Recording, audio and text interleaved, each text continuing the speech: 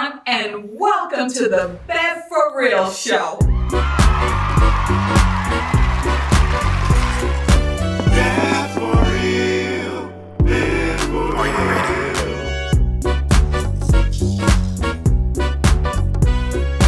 Bev for real, Bev for real. Her name is Bev, she keeps it real. Where her mission is to heal. She always keeps it real. She always keeps it real.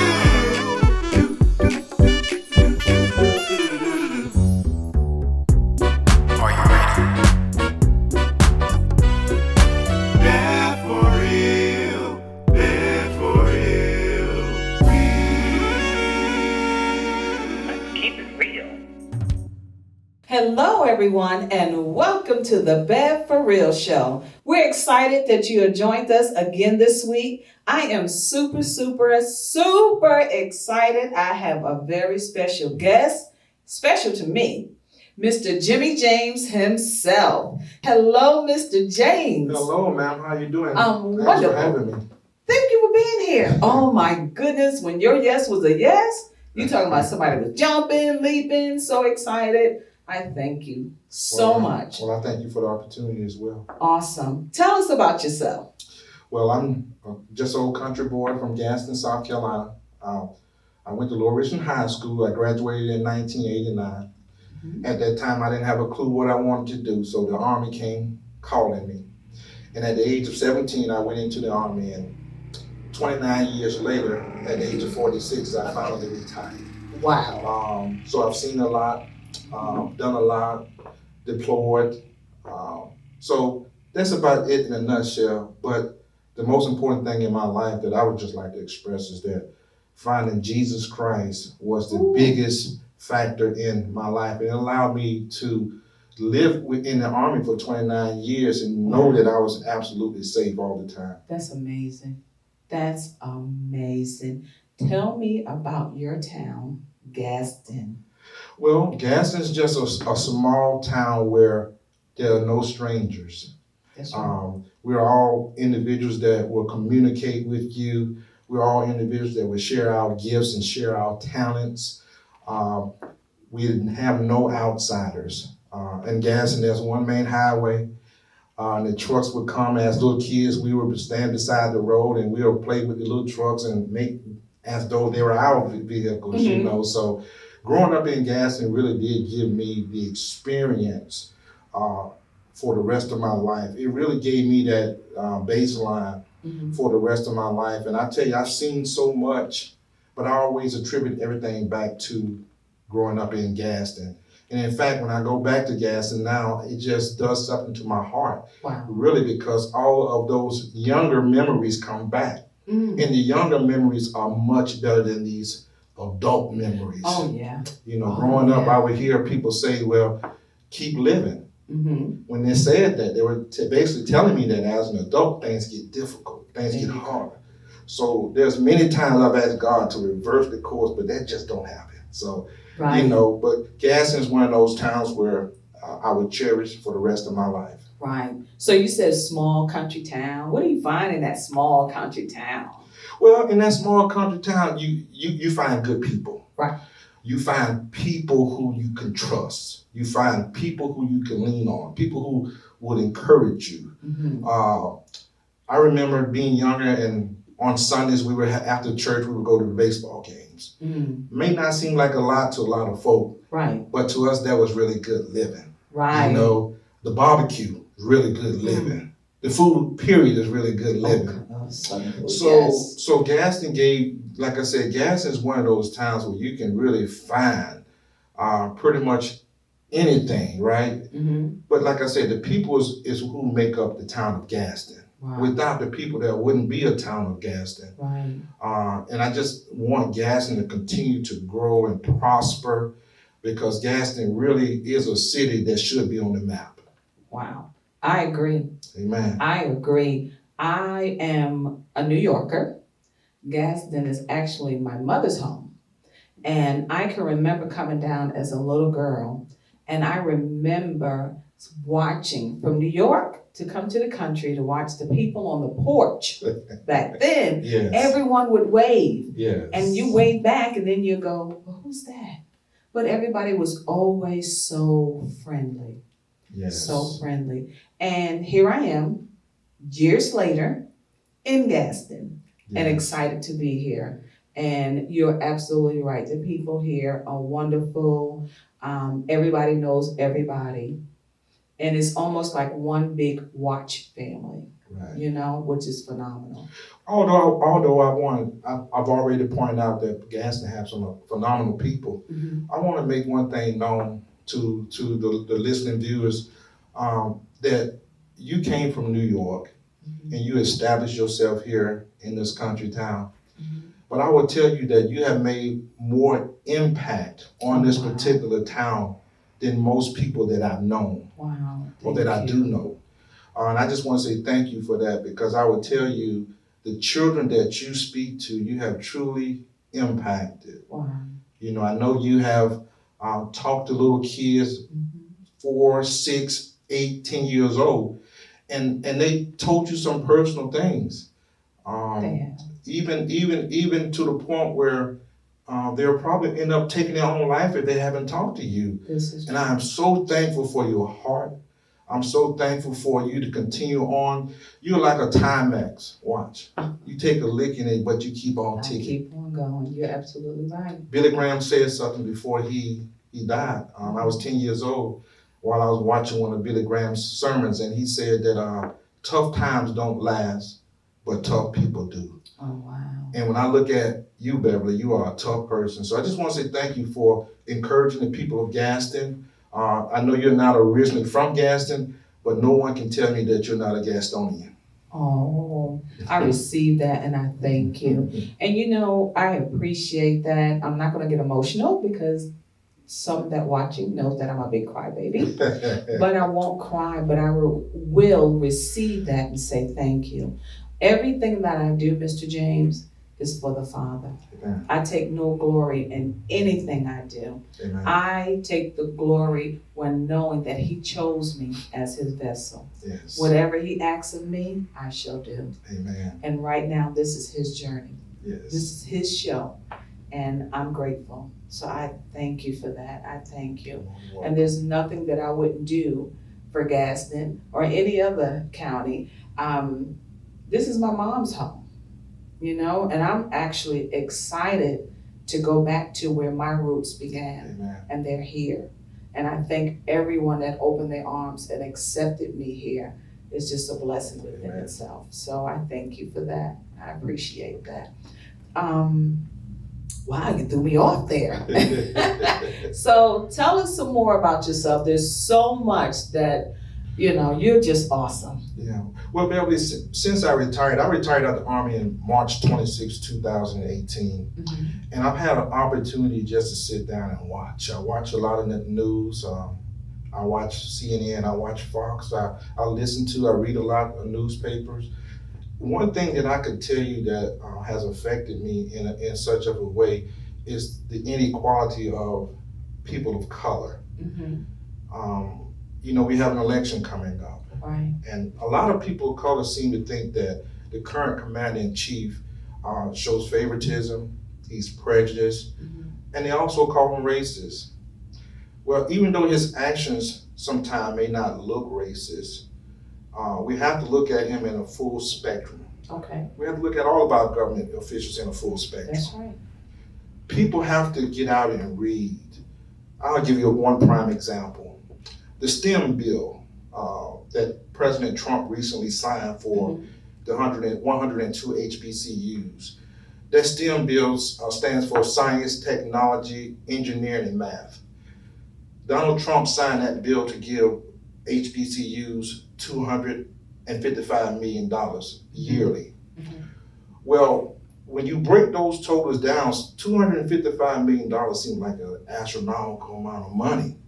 But it really is not when you're dividing that up between 102 HBCUs. Mm-hmm. So when you divide it up between 102 HBCUs, each HBCU gets approximately $2.3 million.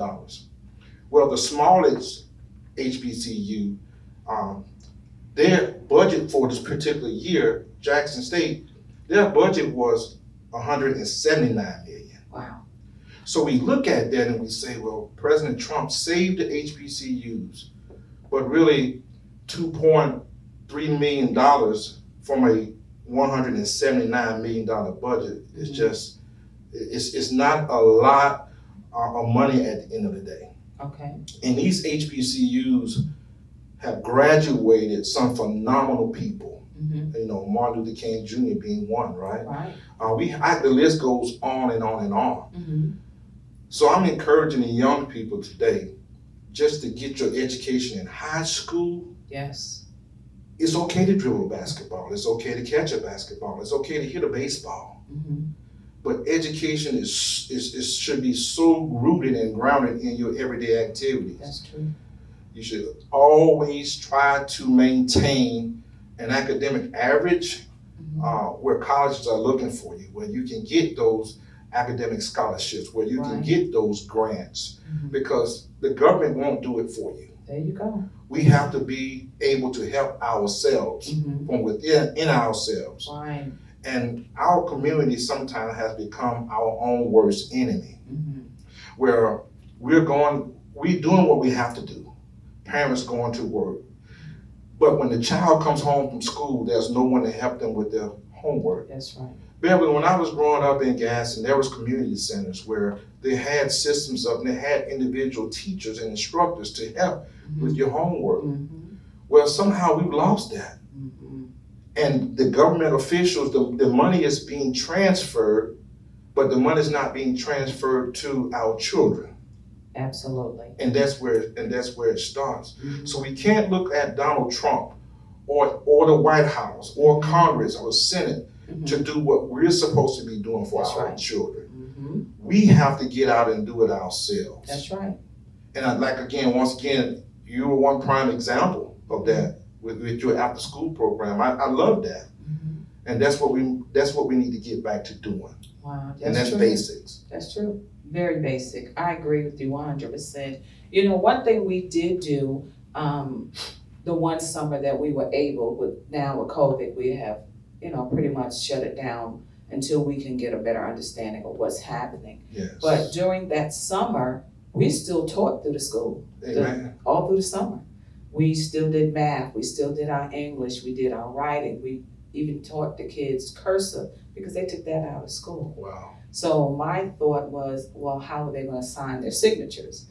But you're absolutely right, because I remember even growing up in New York, there was always after school programs. Yes. There were always things for us to do, even if it was just arts and crafts. Yes. Today, you don't find any of these things for our children.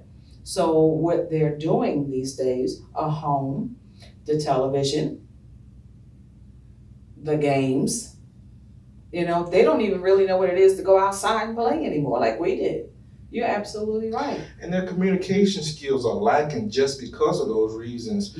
If you can text me rather than calling me, you're not communicating with me in a verbal sense. There you go. So therefore, when you go on to a job interview, are you going to text the interviewer? Or are you going to speak verbally to that interviewer? So we have to teach our kids, give our kids those type of tools, because that's what's very important for them.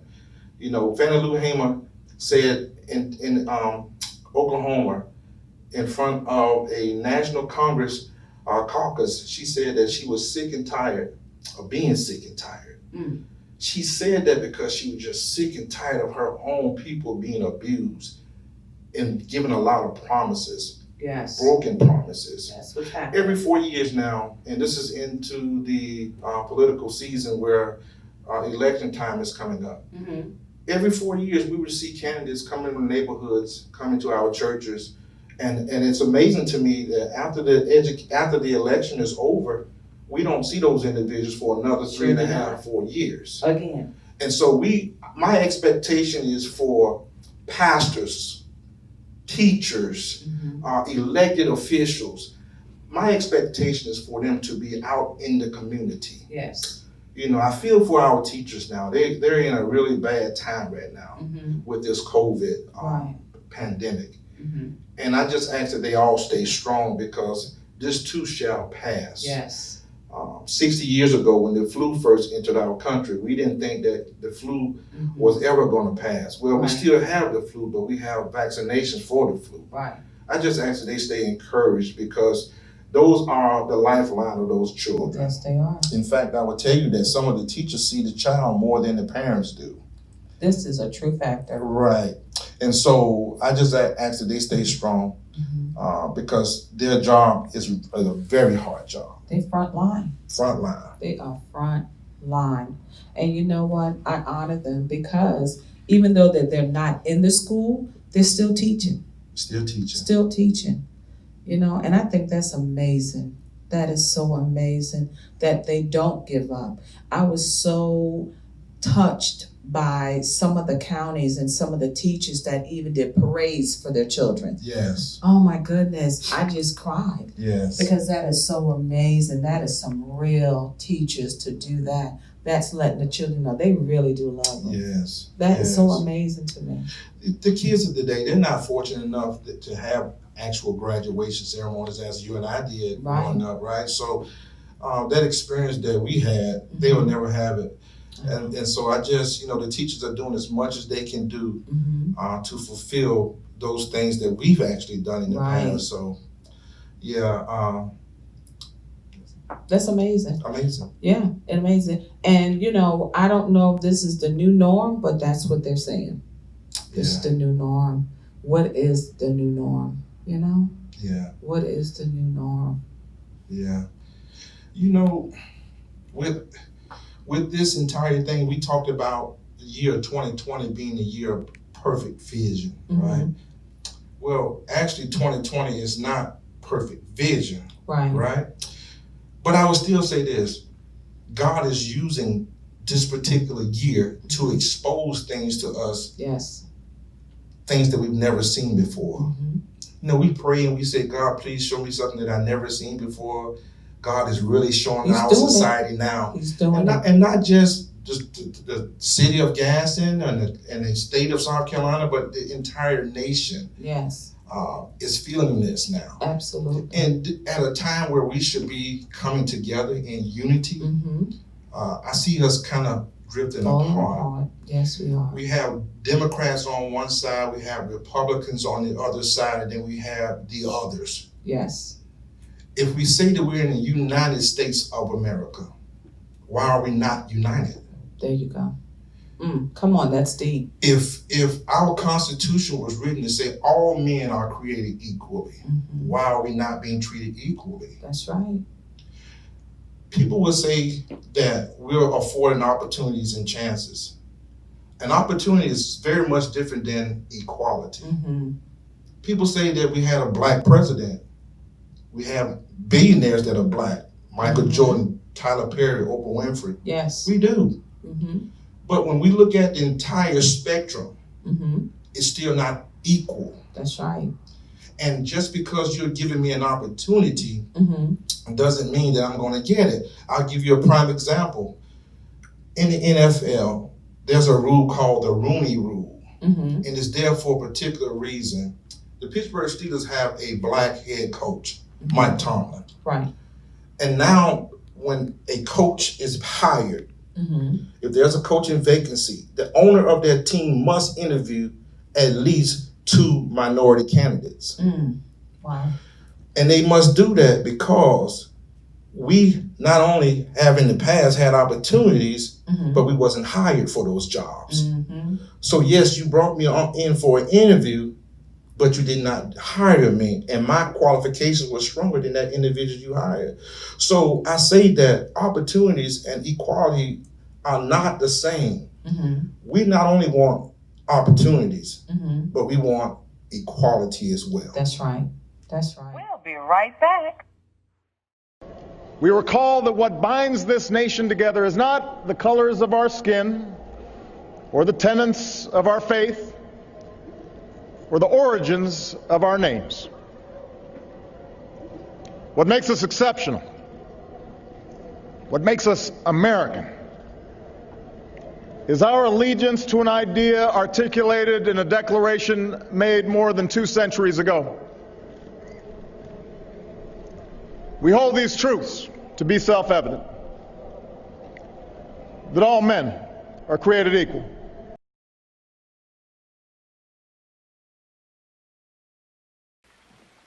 Now, gentlemen, in this country, our courts are the great levelers. In our courts, all men are created equal. I'm no idealist to believe firmly in the integrity of our courts and of our jury system. That's no ideal to me. That is a living, working reality.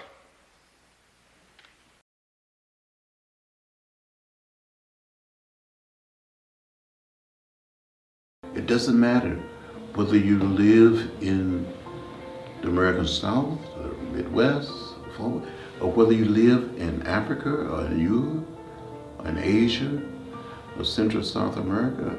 All men, all humans are created equal.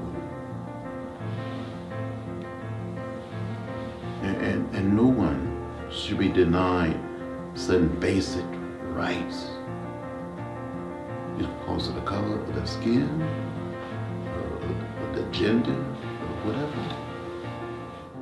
These people who grow up in a world of slavery, they're surrounded by slavery.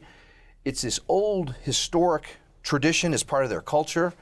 Nonetheless, they stand up and declare their independence upon this abstract idea. They say, we hold these truths to be self-evident, that all men are created equal. And what that means is every human being has a natural rightful claim to his own person, to his own property, to his own freedom. And as they described that, they actually meant all human beings. All human beings, including the very human beings who were being enslaved right in front of their eyes. I have a dream that one day this nation will rise up and live out the true meaning of its creed. We hold these truths to be self-evident, that all men are created equal.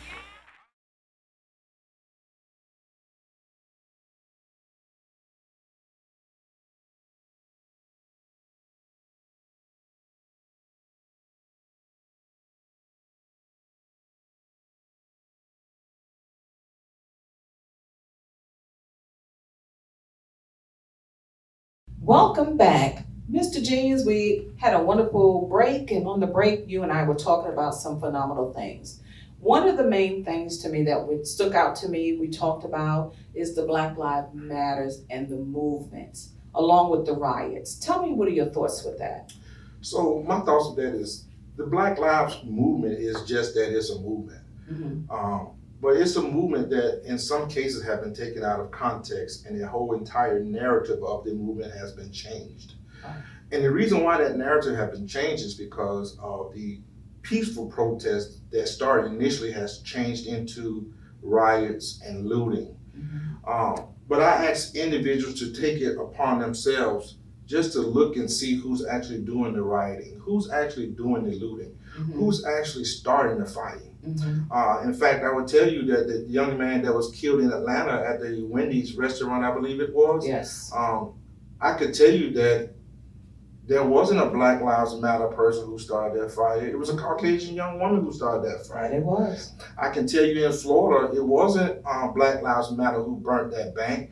It was actually an elected official who burned the bank. I can tell you in Minnesota, and that elected official happened to be white. He was a Caucasian man. Mm-hmm. And in Minnesota, the death of George Floyd, I would tell you that the rioting and looting wasn't started by Black people, Mm-hmm. but they were started by agitators outside of the Black Lives Movement. Mm-hmm. And so I would just like to encourage people not to lose focus on what this is all about. Right. We're in a season now where we are being attacked. Not only are we being attacked as a people of color community, but the world is being attacked. Absolutely. I would tell you, anything that is brought before us to divide us is an attack against us. That's right. That's right. And you know, even with the national anthem, We talk about the kneeling of Colin Kaepernick. Mm-hmm. We say that kneeling was against the United States Army, the United States veterans, disrespectful for the flag. But this is what I always ask people to do. Listen. Mm-hmm. When the flag was actually created to become a symbol of the United States of America, Mm-hmm. although we know what the Word of God says, that we're all created equal, right? We know what the Constitution says. Mm-hmm. The Constitution says that same exact things. But why has a piece of linen become more valuable than a black body? Wow. Why has a song become more valuable than a person of color? And so when a person of color screams out, "I just want fairness," I ask people just listen to that, because that's very important. You know, the Kansas City Chiefs had their first game last week. Right. And while before they started the game, obviously they played the national anthem. Mm-hmm. Well, they were also chartered to play the Negro national anthem. Mm-hmm. So those fans stood up and those fans booed the players as those players locked arms. So those players are locking arms to show unity. Right. So I ask people who are against the Black Lives Movement, so what did the kneeling do again? Because now they're standing locking arms and you're still booing them. So was it actually about the kneeling? Or is it about one race trying to be superior over the other? Come on. So we have to make sure that we're listening and we're tuning in, first of all, to God. Mm-hmm. And we have to make sure we're tuning in to our society and things that's going on around us, because we could get lost very easy. Yes. The Black Lives Movement started originally as a force to show people that we matter. Mm-hmm. All Lives Movement is now trying to take over. Well, what does all lives mean? Right. Am I all life as a person of color?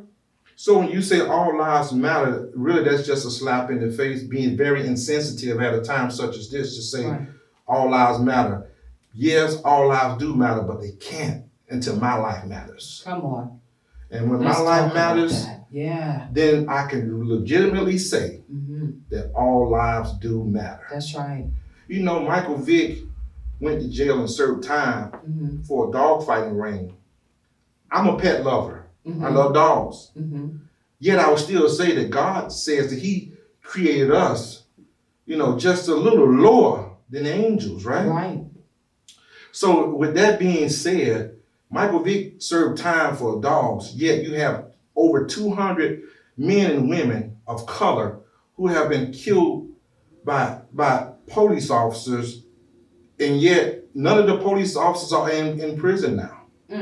Not only that, we're having a hard time charging those officers. Ahmaud Arbery from the state of Georgia ran 2.3 miles, decided to go look at a home. Three men, Caucasian men, followed him, hunted him down in the street like a dog. Yes, they have been arrested, but I'm just interested in seeing what the outcome would be. That's right. Breonna Taylor slept in her own bed. She wasn't the one that they were coming for. She's no longer with her parents right now. She's no longer with her family right now. That's right.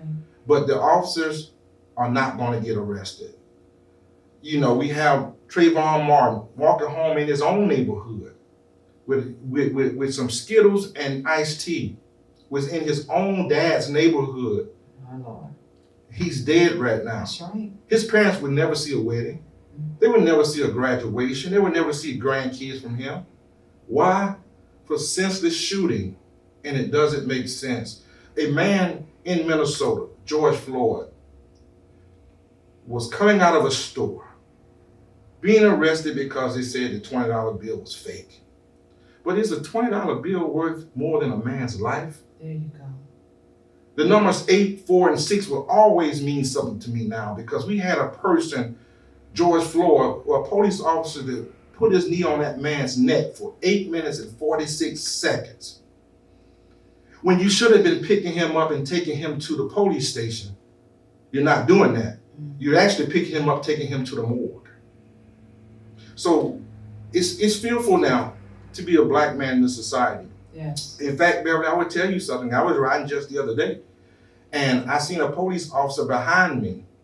And out of fear, I just pulled off so the police can go around me. I wasn't doing anything illegal, anything wrong. I didn't have anything illegal in my car. But the fear factor took over, and I'm a 49-year-old man. Been in the Army for 29 years of my life. So I just think that we're living in times right now that it's very critical for us to be above the things that are going on if we want to be successful. That's right. And see, the thing that bothers me the most is that we have family members, we have ancestries that have passed on, that have received brutal beatings in the 60s. Yes. Senator John Lewis, God bless his soul, who just left us, he has a motto about getting in good trouble.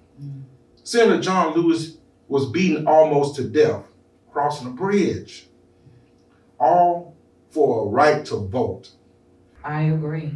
I agree with you 100%. And I believe that we really sit down as a people and think about where our ancestors, our grandparents, our great-grandparents have gone through. You're right. Our lives do matter. Amen. Our lives do matter. Everybody didn't pick cotton. Yes. Our people picked the cotton. Yes. Yes.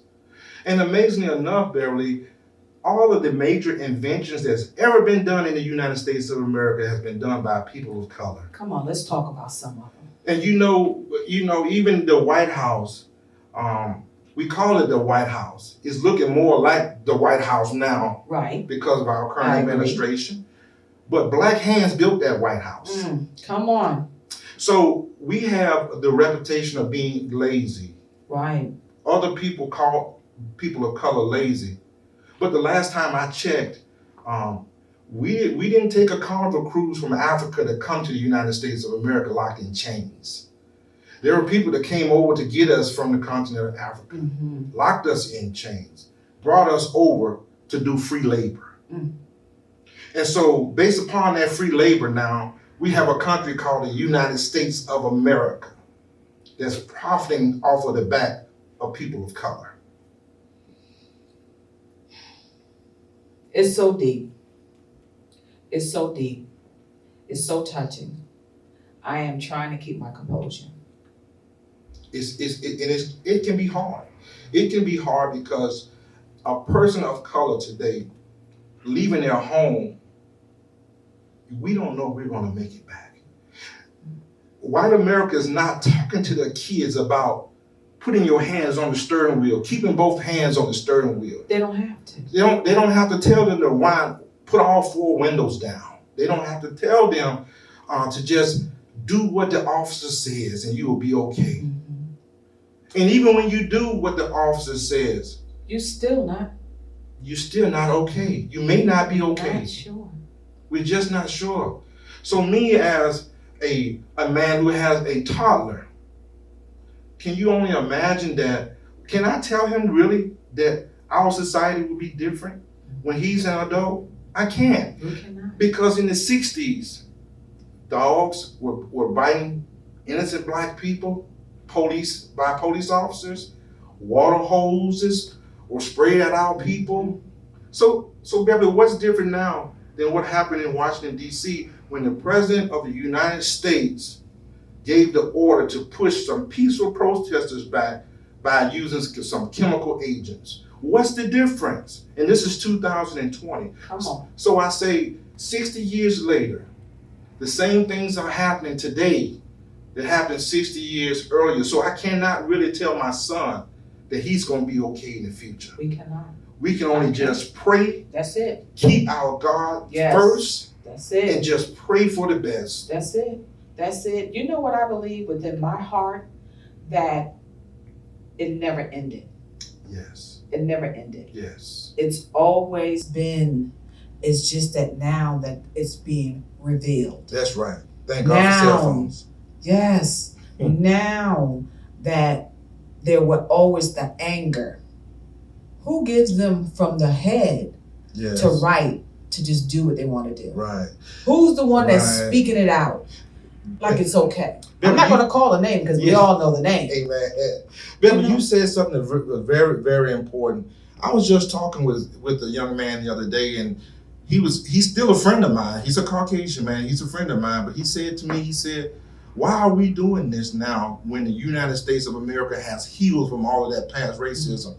And I said to him, I said, buddy, we need to talk because the United States has never healed. No, we He have said, not. well, Donald Trump wears a hat to call Make America Great Again. I stopped him and I said, so as a black man in this country, I want to ask you one particular question. When has it ever been great for black America? Was it great during slavery? Was it great during the Jim Crow era? Is it great now where black men and women are being murdered on the street? Even this year, 2020, something that a lot of people are not talking about, but there has been 8 black men that has been hung from trees, 2 in front of state capitals.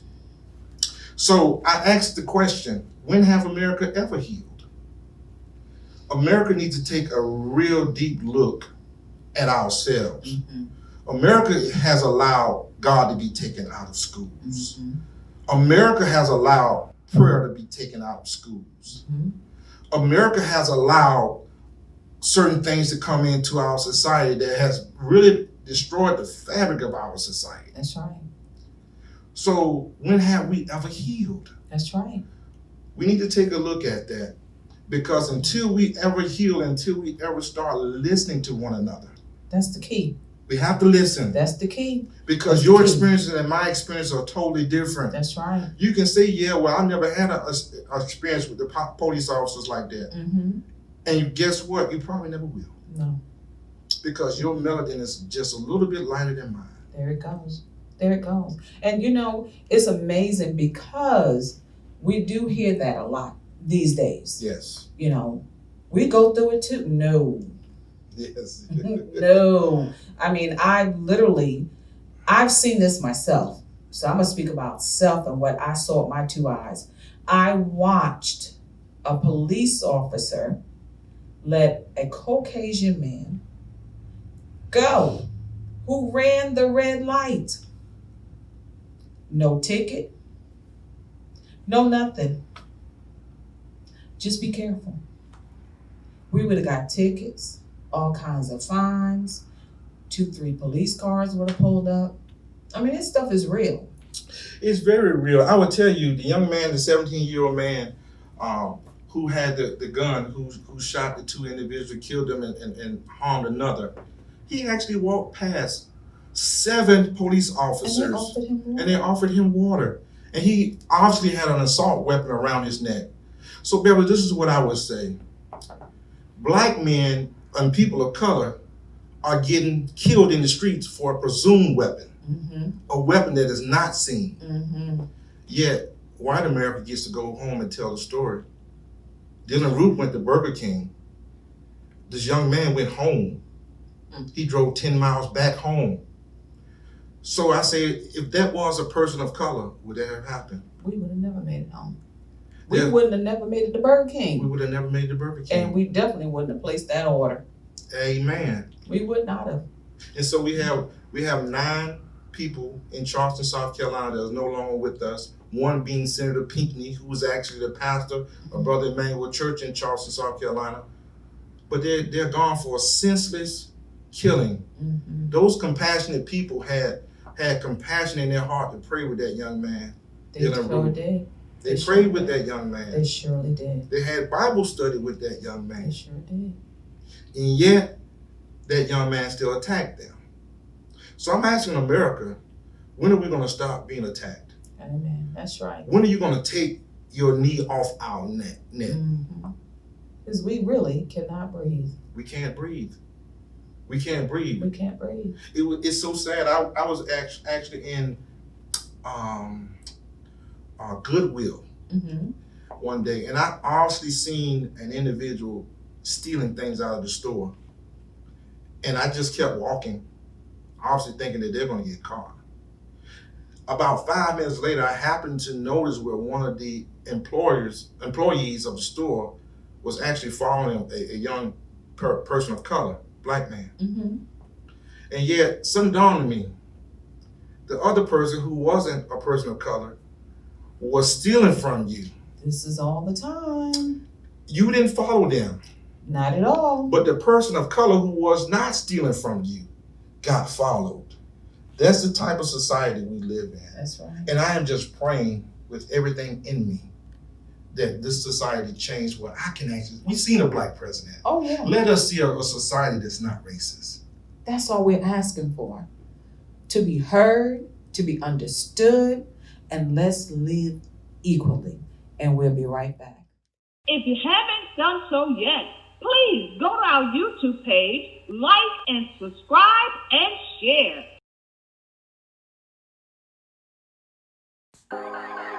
The Bev For Real Talk Show would like to thank the following sponsors.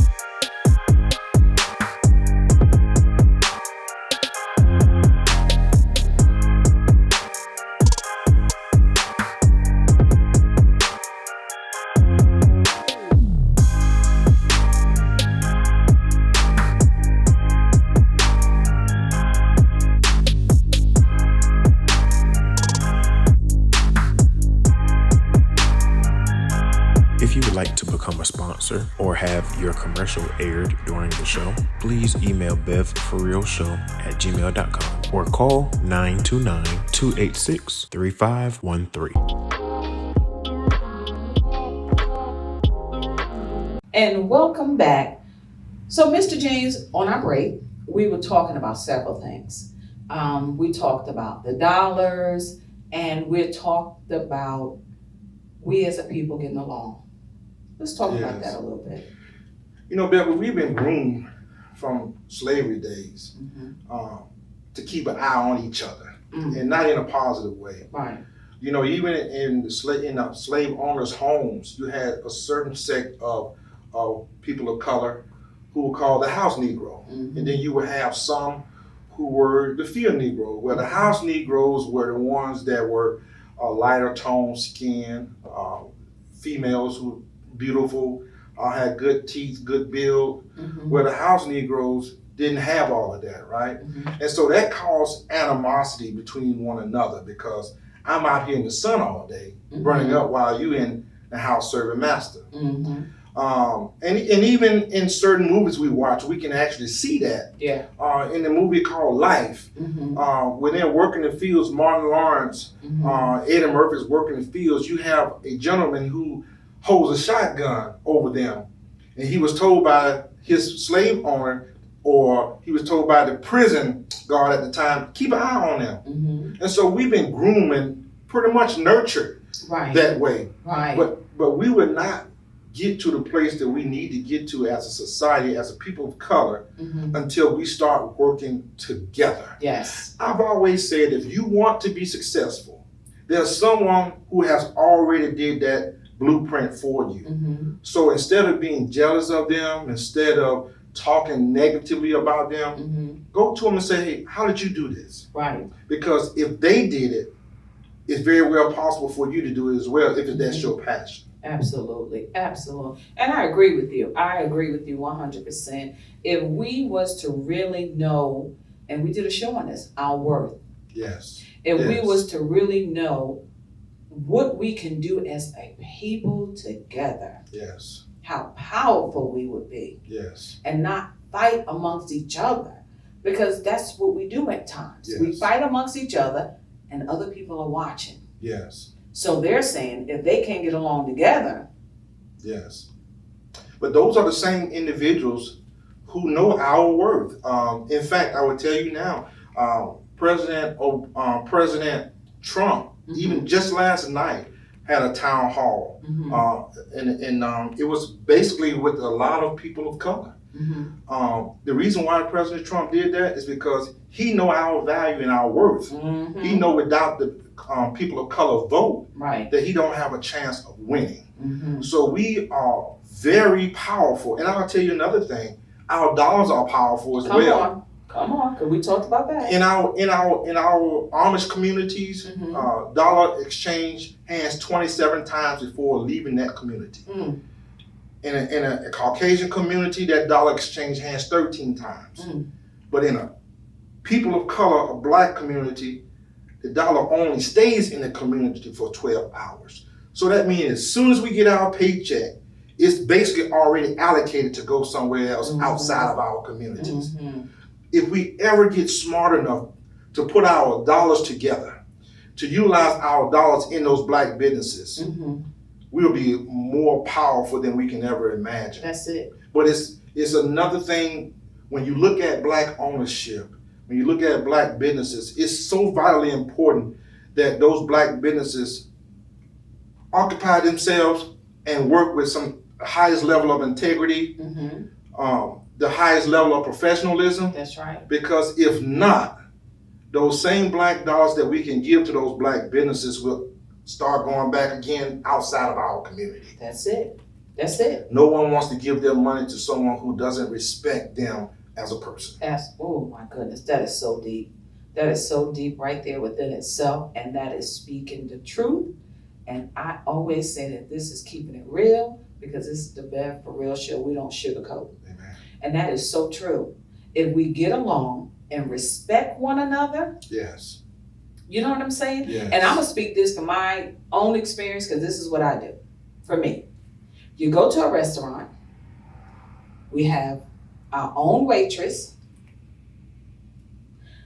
They don't serve us like they supposed to. I'm just gonna be real. Yes. You know what I'm saying? Yes. We can ask for some bread. Can you bring us some more warm bread? You walk past us 900 times. You go to serve them. Yes. Because you think they're gonna tip good. Yes. Yes. Sometimes they don't tip good, and they don't tip at all. At all. Sometimes we don't tip good because the service wasn't good. Right. Can I keep it real? That's right. When you treat us right, we're gonna treat you right. I mean, it's being real. That's right. You know, we need to pull together as people. It's almost like Tyler Perry said on one of his movies. He said, when you in a woman's heart, you in. But when you out that woman's heart, you're out. That's it. And so people in businesses don't realize that when you have crossed me in a certain way that offends me, then now I'm out. My money is out as well. So that's one thing we always have to be cognizant of and be careful to pay attention to, because respect, as my grandmother would always say, will take you far longer than any dollar will. Absolutely. Absolutely.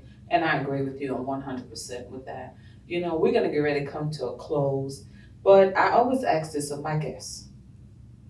If you had one thing that you can honestly say that would help our viewers, I would love you to look in the camera and talk to them and just pretend like I'm not even here.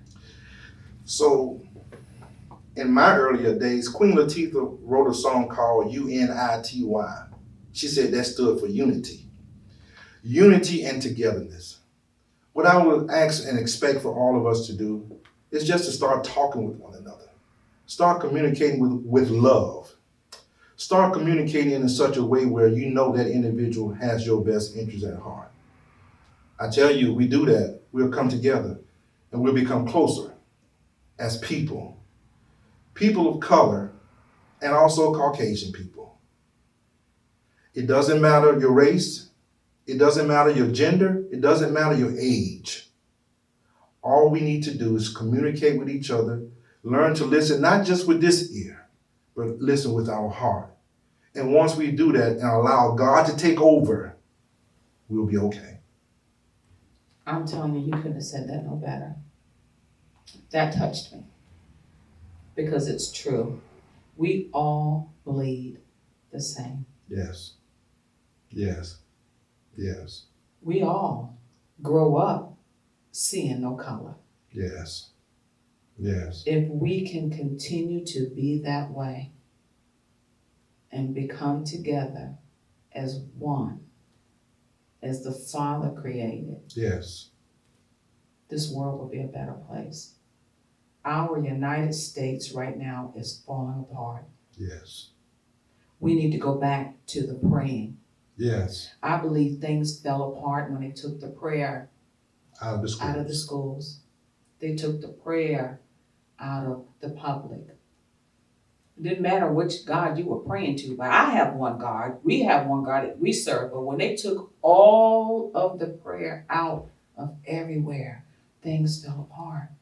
We even tried to take the Christ out of Christmas. Come on now. Not realizing that Hebraic Christ means, the X means Christ. So they tried to take him out. But regardless of the situation, you can never You take him. can never, ever take him out. Because today he stands, today he lives. He shall always live. Yes. He is the great I am. Yes, yes, yes. He is the great I am. So that means that he will be whatever we want him to be. Yes. That means he loves us unconditionally. That means if we call on him at this very hour, He's there. in the midst of, he's there. So I'm going to close out with that. As I always say on the Bev For Real show, be true to yourself by keeping it real, for real, and we'll see you on the next show. Have a good evening. 20 years ago, I won a Grammy for a song called UNITY. I wish I didn't need those words today, but we still need unity. It's in the unity of brotherhood. UNITY spells unity. It's the unity of our two laureates. It's us standing shoulder to shoulder, hand to hand, in the name of peace.